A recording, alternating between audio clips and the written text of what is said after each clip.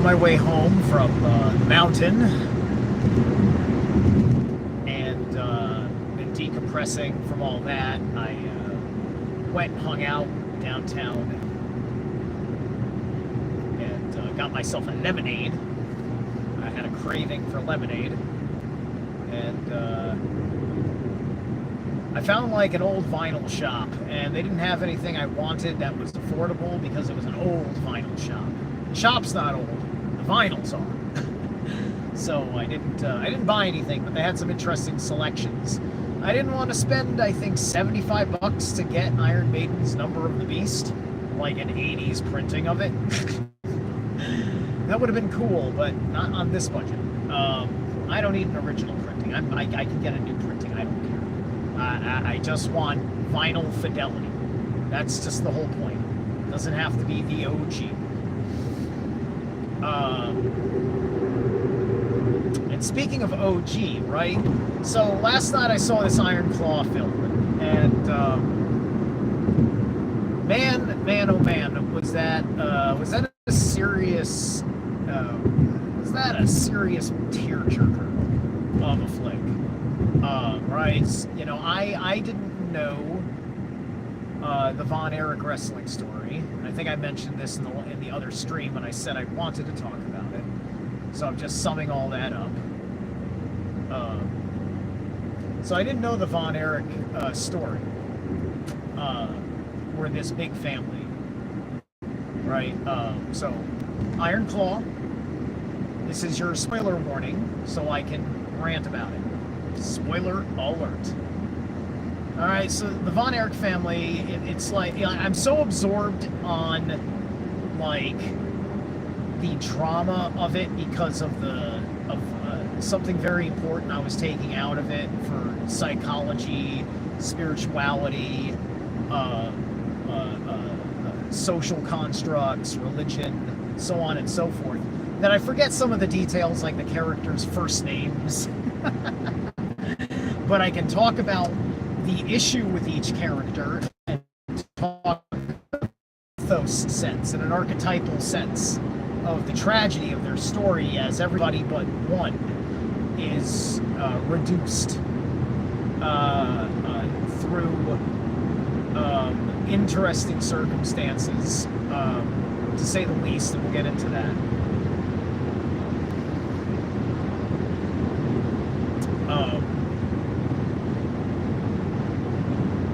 So the dad is like, I don't know if it's Catholic or Protestant or whatever. He's got his relationship with the Lord. And, his American dad was a known wrestler in the independent scene or whatever in, like, I guess the late 50s, early 60s or whatever. And then by the 70s, his children are of age, and he's doing the wrestling dynasty thing within the league that he's a big part of, and he eventually becomes like kind of like almost owner of, or all that shit, or is owner of it. But you got all these young men. They're all brothers. There's no girls in the family. And all these guys are doing the wrestling thing. They're all athletic. One guy, he's athletic, but he's actually like a musician. And he's got the least physique of all his brothers, the least posture of all his brothers. But he's still like an exciting and interesting guy in the ring when he's in his element, right? And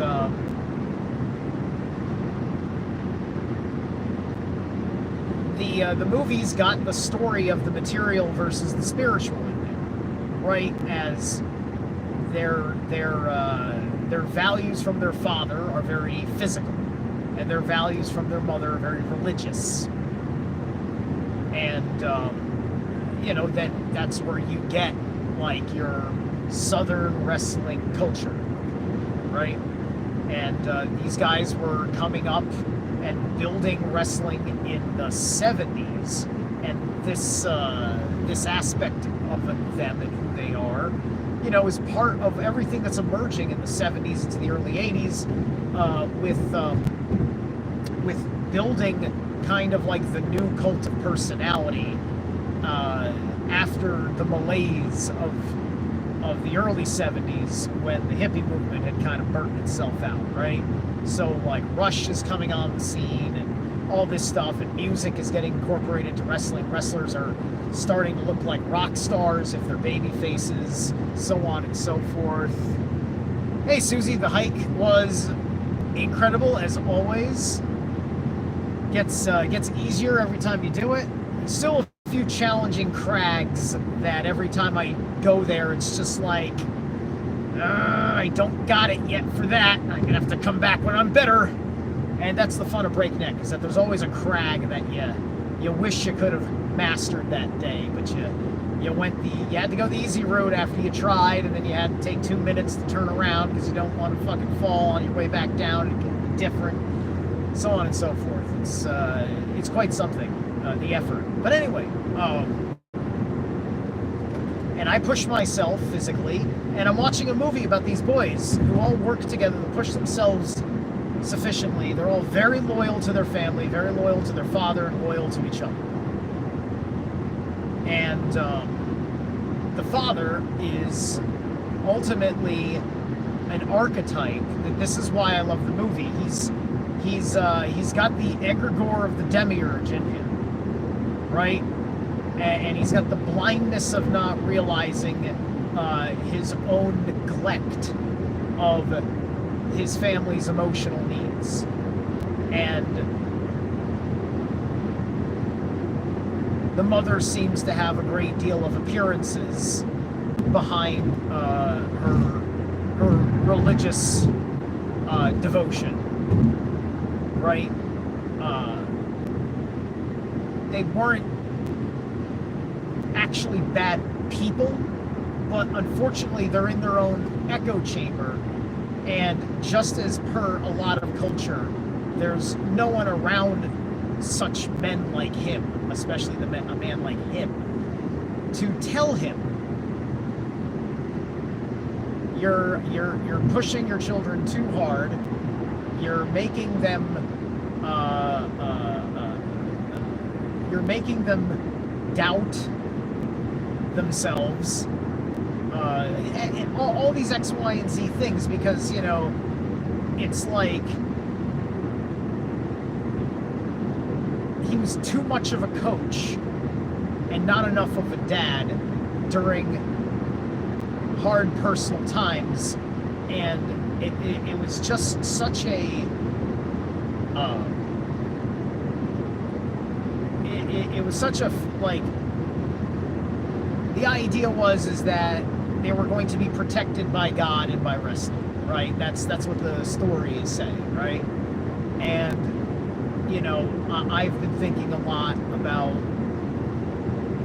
myself, like, as of late, and so there's a whole lot of that. You've heard some of my diatribes, especially since the James True interview, and I've yelled things out about me being a protector and yada yada yada, right? And there's a theme of protection and the failure to protect as this film develops. You see that there's, like, 'cause I'm sitting there, I don't have a big problem with the dad for quite a bit, just because I'm not letting the movie, like, halfway through the movie, like, things look so good, I was just like, okay, I thought this was going to be some movie where he beats his children or something like that. And it's not even that. It's just like, he does treat his children extraordinarily well. But he's just, he's just fucking, he just doesn't understand that the world needs men to be more sensitive now. Like not even like somebody woke up one day and said, you gotta be more sensitive. It's just like the circumstances of the world make it that, like, you need that sensitivity for what, men in the world are growing up with, being exposed to new social challenges, the way the game changes, so on and so forth. But he, as a narcissist who projects the Lord to rationalize, his values, his decisions, and to think that because he's right with God and that everything makes sense the way his hallucination likes it, that he's doing it right, he has done it right, and the just rewards that he believes he's entitled to. I think this is about entitlement because it's about wrestling, and the man has a life dedicated to the wrestling business. The wrestling business is about reaching the promotion. The promotion is acknowledged by the title belt. This is the entitlement, right? The title within the mind, right? That whole bit about like, oh man, I want to have that world championship in this home, right? And it's an atypical story of the terrible father who needs his children to succeed for him, not for them, right? Now, most of his kids genuinely loved wrestling as the primary. The one guy is a musician. Music was really his primary, and it tells. Ryan Stewart, I like men. Okay. Hi, Ryan. How you doing? You like men. I'm assuming that you are of, if your name's Ryan, are you a lady named Ryan? Are you letting us know that you're gay? How you doing? How you doing, my gay listener, Ryan, if that's what we're talking about here? How are you?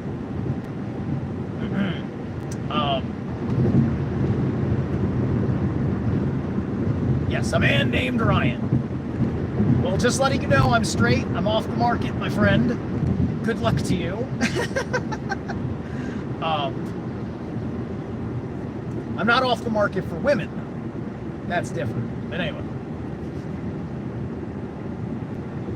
Bro, what do the runes of Odin mean to me?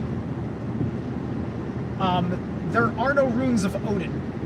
Odin is a master of the runes. They are not his runes. The runes are etched upon the world. The runes come from source.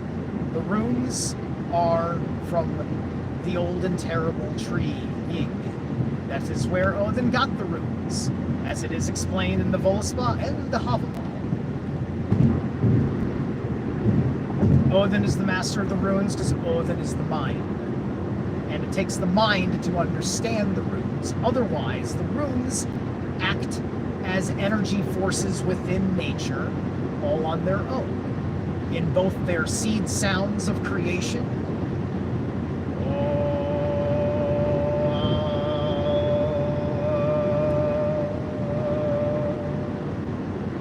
or how you choose to mark them upon you, and what the angles mean, and why we have certain symbols that are angles that are associated with those seed sounds of creation.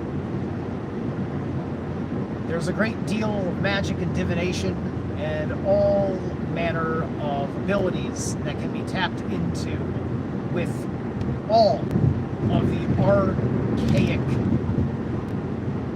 runes. There are runes across the board. They may not be called runes, but the archaic script, the primordial written language forms that would be associated with ancestral animist primordial tongue, going back deep into your soul code genetics, passed on from father to children.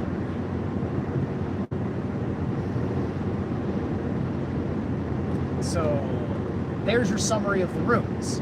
Now, one of the things that I loved about this story is that even though, like,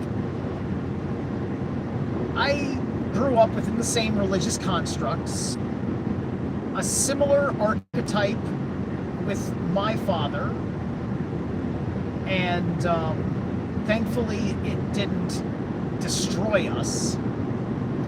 But man, did me and my sister go through A lot. A lot.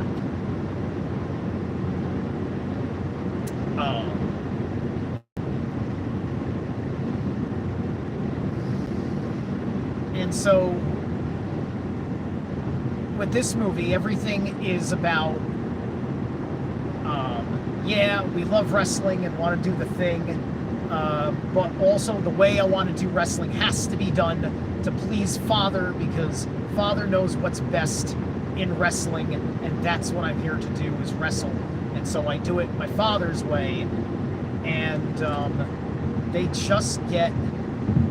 all just get pushed too hard. They all get pushed far, far, far too hard.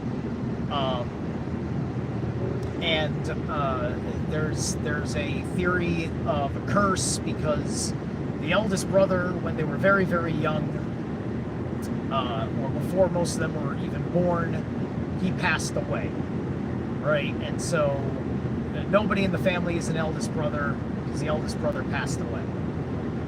And it's believed that it had something to do with the father choosing to change his name to someone on the mother's side, and someone said he'd be cursed for that, which I don't think that curses you, but I do think if you put, but I think because people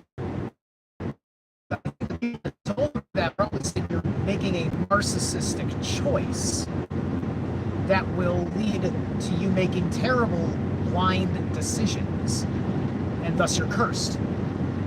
Because that's what the movie demonstrates, is that he makes these terrible blind decisions, and it makes sure it frames that I think it's a mostly Protestant type of thing, in the family's mindset, dare I say heart set. And each character, as they're being driven, are making very poor choices to either cope or keep up with the stress of succeeding in wrestling the way their father wants them to succeed, which, as you watch the film, you get the sense is that it's way too much, it's completely unfucking necessary, and you're doing terrible damage to your family.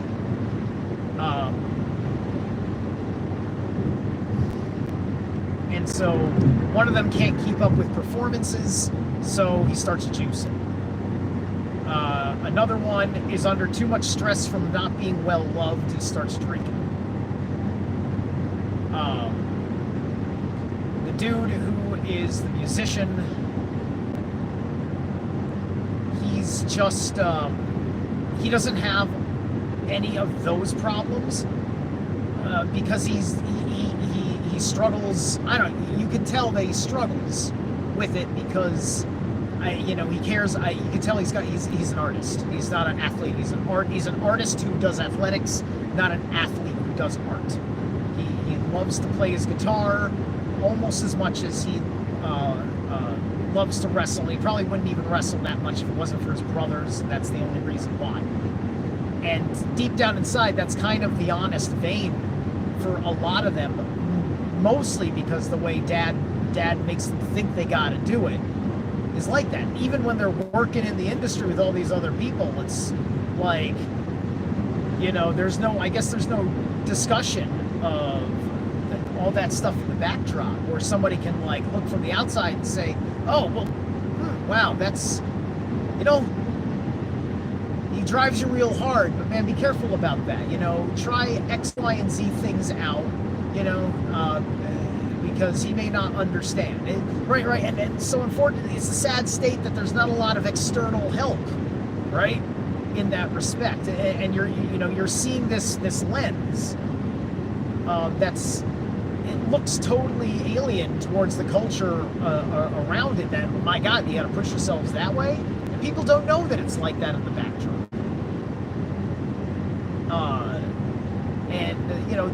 It's similar for why all these celebrities are troubled in different ways. Pink Floyd The Wall vibes.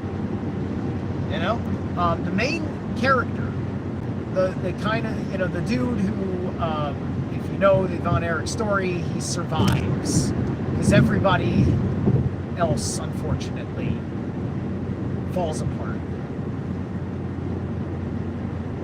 And it's a story of watching all that happen and watching, you know, a mother and father who can't take personal responsibility for where they lacked in their parenting. There's nobody in their world to hold them accountable, right? They're not getting a divine intervention, and they sure as hell aren't going to hear it from another mortal. And they're not going to go talk to the fucking priest about it. They're Protestants. There's no confession. There's no having the private back and forth with the fucking priest. You know? If they're heathens, they'd have shamanic counsel, and then they'd have someone like me, and I'd have to look at him and say, like, dude, you're a fucking asshole? So, yeah. So the main character, he's like the biggest dude among them, right? He's got the big bill, he's got the fucking chiseled fucking face and stuff like that. And he's just the kindest of people. He's just a sweetheart of a human being. And he could be the most monstrous of them, but he had it the most put together. And the only thing that really set him back was that he didn't have the mic skills, right? And as I'm watching how this story goes, I'm watching how this poor kid is handling the situation around him, not knowing what he could do. As I'm looking at it, it's like, man, if I saw that happening around me, like, because, you know, like, I lived through a different kind of bullshit that wasn't as tragic, but definitely emotionally gripping in my personal stories about all sorts of things. And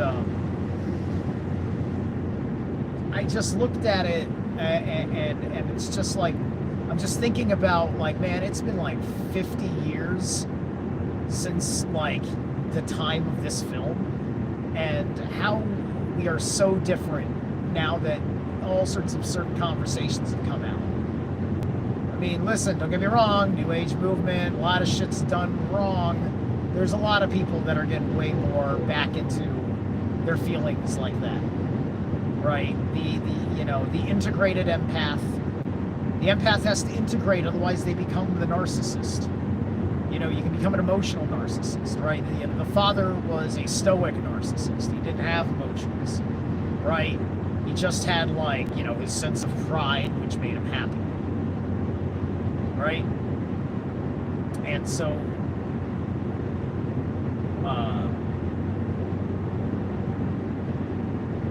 so the dude who started juicing, he goes to wrestle in Japan, and while he's overseas, he dies from an intestinal rupture because avoiding the problems. Tragic. The young musician dude, he they show you very, so the movie was very clever, right? Because the actor had you know, that kind of a you know, he's kind of he's more of an introvert, right? You could tell, like, you could tell that if he had to work on anything in his wrestling, it would be his ability to, you know, to be more alpha male, right? But he goes out there, but he can act them, he can perform, right? He knows how to make the face and all that shit, and do the poses and postures, and he, you know, and he would have been more of a cruiserweight. That was the problem, you know, it's a big problem, you know, when you're the cruiserweight, right? I mean, one of the first, you know, there's the first dinner conversation was, you know, talking, you know, one of the things that's brought up is he needs to eat more. Like his brothers, right? And using peer pressure, peer support within the family by appealing to the brothers sticking together, working it together.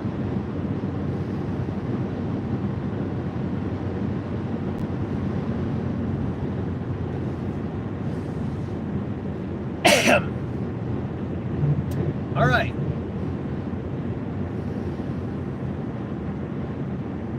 And so he's trying to, I can't tell if he's supposed to be pulling off a shoulder move or have a shoulder move pulled off on him. And they show you the scene, he's practicing it, and you know, watching him struggle over it, And then they get to, I don't know if it was a show, because I didn't really see much of a crowd. It might have been like an evaluation performance. I don't know. I kind of missed it. But he injured his shoulder like something fucking awful. Where he's screaming on the fucking mat and telling people don't touch me. Right? You know, so they go, oh, ooh, that I felt that kind of pain, so I've never had that kind of surgery for an injury ever. But I mean, like, to be in the kind of don't touch me pain like that, oh God, that is familiar.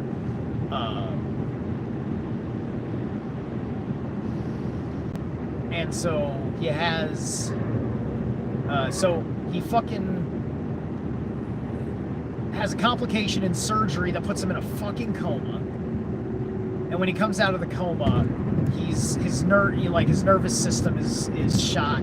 He can't sing and play his guitar like he used to. On top of the fact that he can't wrestle like he used to. And it's the 1980s or something, or whatever at this point. And it's like there's no fucking awareness of a lot of medicine outside of mainstream surgical medicine and pharmakia to be regulated with moderation and just take your time in physical therapy. And so he can't see a future that he is happy or even worth living, because he can't do anything for the approval of his father, and he doesn't believe that his father will ever love him again, because unfortunately the approval is mixed in with the love value, right? And the father kind of used this as emotional motivation, and he blindly doesn't understand how it's kind of sadistically manipulative, because you shouldn't do that. You can't just lie to yourself and say it's motivation, because that's not the way that you love someone, right? And so it's not exactly sure how he does it, but he runs off into the wild, and he takes his life. You know, so you're just, you're sitting there, you're watching this movie, you're watching the main character's whole world get stripped from him slowly in real time. The brother who fucking drinks, he is not feeling the affection that seems like it ought to be what he ought to get, the affection and approval from his father, for everything that he's doing. He's accomplished all these things. I think he was like world champion or intercontinental champion or whatever he fucking achieved, right? Awesomeness that he achieved. So he gets in his motorcycle after having a few drinks, and in a rage, he crashes his motorcycle, and then they do the big reveal. You don't know if it's the next day. You just know that you see him get up in crutches, and you're like, okay, logically he got into an accident. Then they fucking do the wide shot when he reaches the kitchen, and his fucking foot is gone. No more foot. He wears a prosthetic foot, and he tries to get back in the ring. And he's doing okay still as a wrestler, as he struggles to do it, but he pushed himself way too hard. And, homeboy, he's having all these conversations with his different brothers who are falling apart more than him, because he just kind of has the it factor for he just happens to be strong enough to deal with what his father puts them through. And you watch him make deep, personal, almost unspoken sacrifices of his own wrestling advancement for his brothers. or to try and take a spot because he thinks his father's wrong for putting them in that spot, because he knows his brother's weaknesses and he knows his father pushes too hard, and he doesn't know how to tell him that his fucking judgment looks dangerously wrong as he's getting better at understanding everything that he is involved with, and who he is. Violence! What's up? And so, you know, he's sitting there on the phone and he's fucking falling apart. He lost his fucking girlfriend because he was losing it. I know it. I've lost a girlfriend from losing my shit at least 3 times. At least 3 times. And it hurts. That fucking hurts like hell. And so you're sitting there, you're devoid from love, you know, except for your brothers, and they're the only ones that you just have that love you. And you know, you're in a no crying family and all that shit too, right? So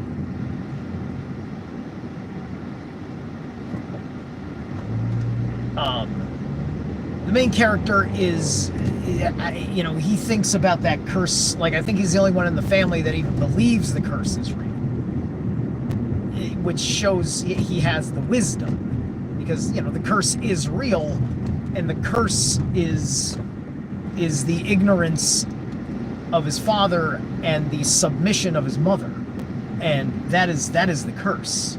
That is the terrible monstrosity. This is, you know, this is your Book of Job. It's a very Book of Job kind of situation, right? And I'm looking at it, and I'm looking at this guy who he's just trying to protect everything he loves and succeed. You know, like, you get into feeling, it's like, oh man, I'm really fucking relating to this character, right? You know, like, I'm just sitting there, my heart's just fucking sinking as this movie goes. But it as it goes darker, you know, as it shows you the darker situation happening around this guy, the film is expressing such a depth.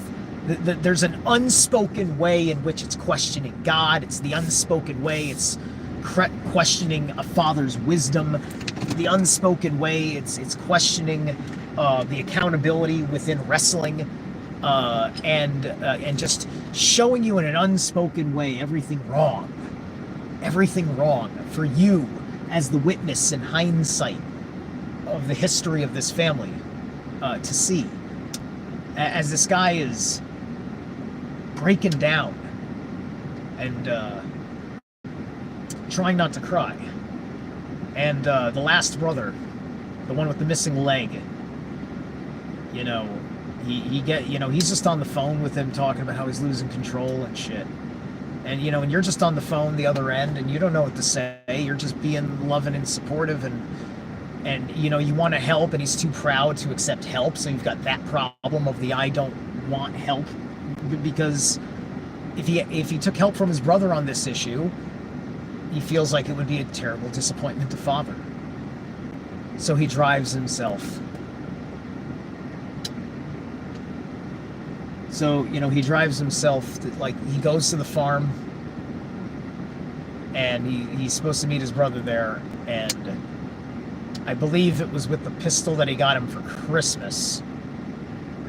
You know, with that brother got his father as a pistol for Christmas that he got like overseas and shit and spent a lot of money on. And there was a whole argument about how he didn't fire it as a gesture of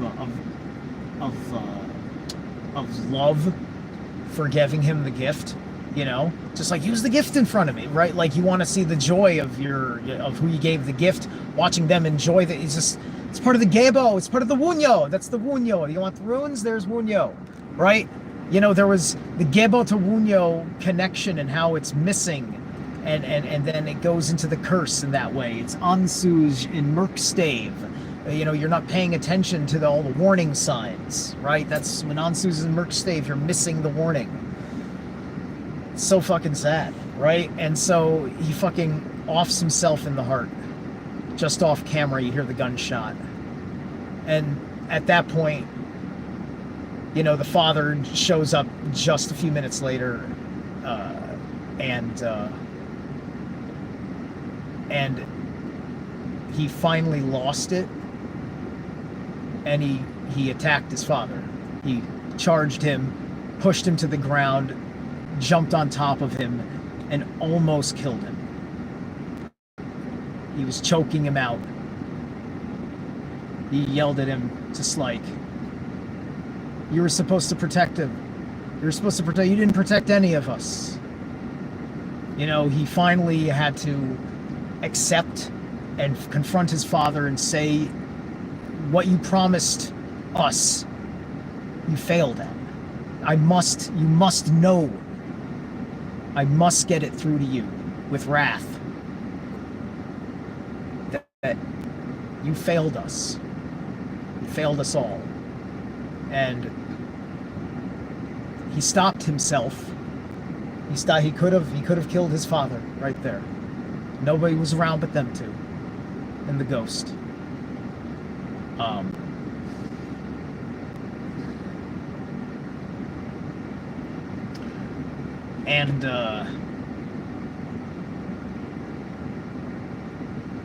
I won't spoil the ending, but I will say that it gets better after that scene, because there's a generational curse is broken through this process of your world falling apart in the saddest way that you just hate that it happens, you know? And that happens to me over and over and over again for holding my ground. And, you know, he went through it, and it was an example of Thor being suppressed by Jehovah. That's what I read out of it, because it was, like I said in the beginning of this video, not such a fucking tragic story. I would have told you the story if it happened to me.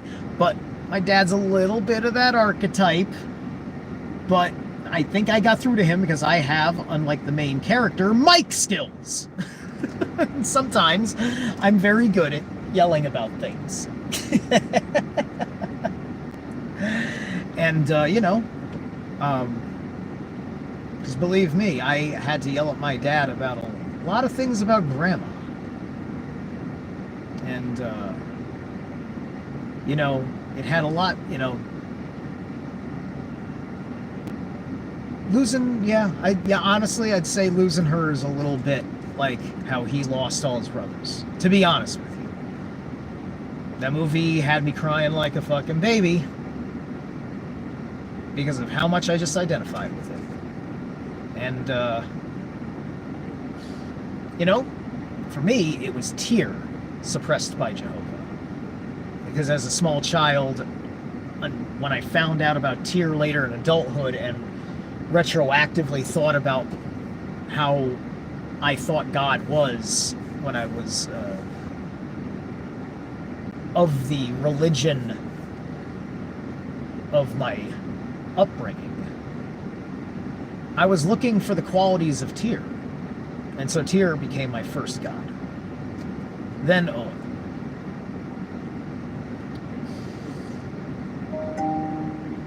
And so,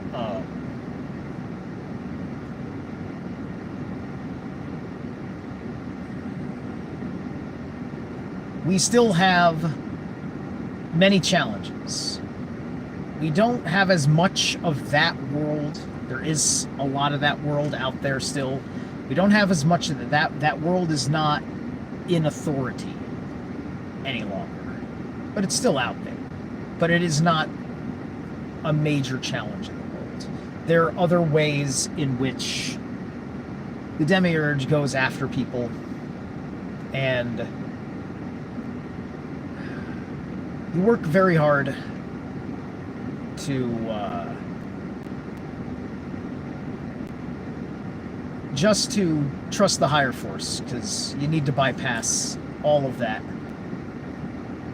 And you follow your inner authority. You make personal sacrifices. You make those sacrifices sometimes when it seems like there's no reason. Sometimes you just have to will it. You can't just wait for some reason to piss you off and do it. Sometimes you do it then. And sometimes you got to do it proactively. And it can suck.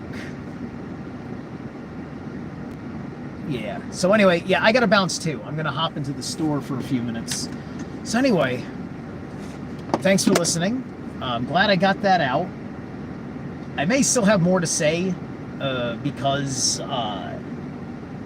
hey man, this has been some deep healing the last month or so.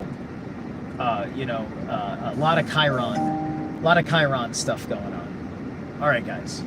Thanks.